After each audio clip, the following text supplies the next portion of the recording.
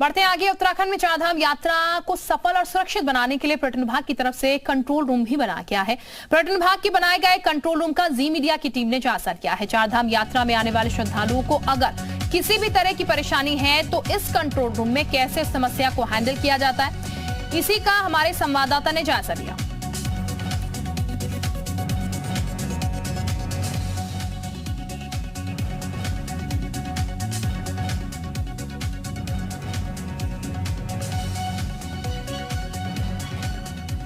बाईस अप्रैल से उत्तराखंड की चारधाम यात्रा की शुरुआत हुई।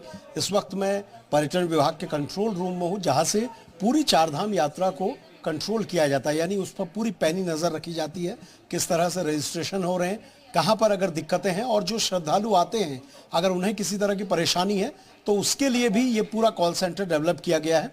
ये आप देखिए, पर्यटन विभाग का एक कॉल सेंटर है, जहाँ पर तमाम आपको यहाँ पर जो लोग दिखाई दे रहे हैं, यहाँ पर इनके ज़रिए अगर किसी श्रद्धालु को कोई परेशानी है तो वो यहाँ फ़ोन करता है और यहाँ पर जो टेलीकॉलर्स मौजूद हैं उनके ज़रिए उस समस्या का निवारण होता है।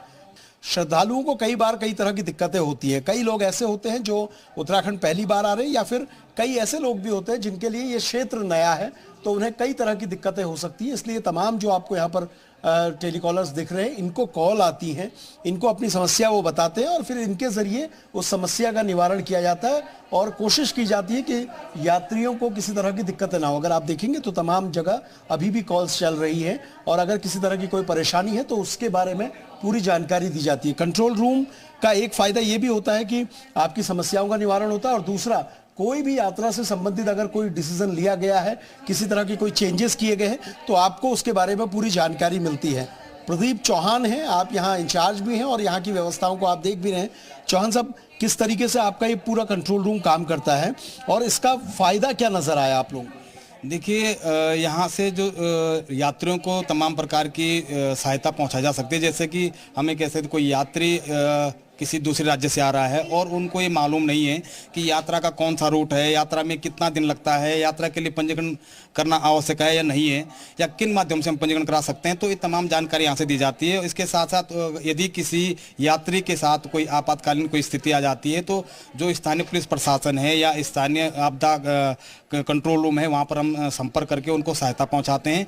और इसके साथ साथ अन्य छोटी मोटी जो घटनाएँ होती हैं उनके लिए भी हम लगातार यहाँ से प्रयास करते हैं।